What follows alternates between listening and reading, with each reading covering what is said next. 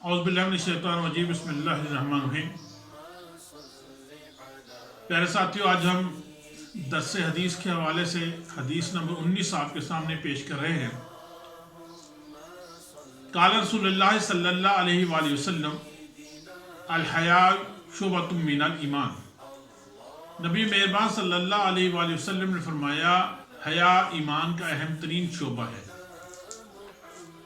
پیارے دوستو، حیا ایمان کو مکمل کرتی ہے، حیا انسان کو باوقار بناتی ہے، بلکہ یوں کہا جائے کہ حیا ہی ایمان ہے۔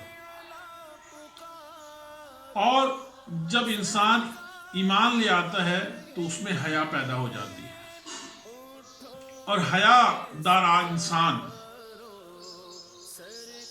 نیکی سے محبت کرتا ہے اور برائی سے نفرت کرتا ہے۔ یہ اس کا ایک الگ معیار بن جاتا ہے۔ وہ باقی لوگوں یعنی باقی مذاہب کے اندر اور اسلام کے اندر ایک بنیادی جو فرق ہے وہ حیا کا بھی ہے۔ اسی طرح نبی مہربان صلی اللہ علیہ وآلہ وسلم نے ارشاد فرمایا حیا خیر ہے،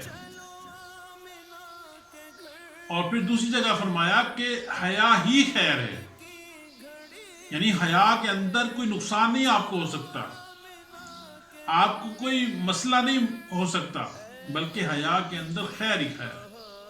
اسی طرح نبی مہربان صلی اللہ علیہ وسلم نے فرمایا کہ ہر مذہب کی ایک عادت ہوتی ہے، اور ایمان کی عادت حیا ہے۔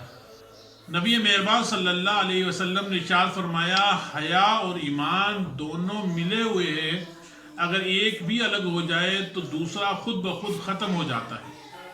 یعنی اس کا مطلب یہ ہوا کہ حیا اور ایمان کا ایک باہمی رشتہ ہے، اور ایسا رشتہ ہے کہ جس کے اندر ایک سچا اور پکا مسلمان بنتا ہے۔ پیارے دوستو، اللہ حدیث کو دیکھتے ہوئے اس لیے اللہ رب العزت سے حیا کا تقاضا ہے کہ ہمارے تمام اعضاء اس رب کے تابع ہو جائیں۔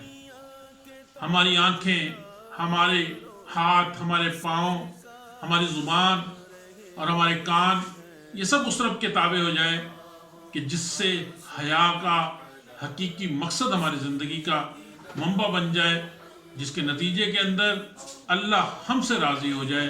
اللہ تعالیٰ سے دعا ہے کہ اللہ تعالیٰ ہمیں اپنا بندہ بنا لے اور ہم سے اپنے دین کا کام لے لے۔ وآخر دعوانا الحمدللہ رب العالمین۔ ہماری ویڈیو آپ کو اچھی لگے اسے لائک ضرور کر دیجیے گا، اسے سبسکرائب بھی کر دیں ہمارے چینل کو، اور بیل کے بٹن پر کلک بھی کر دیں۔ اللہ حافظ۔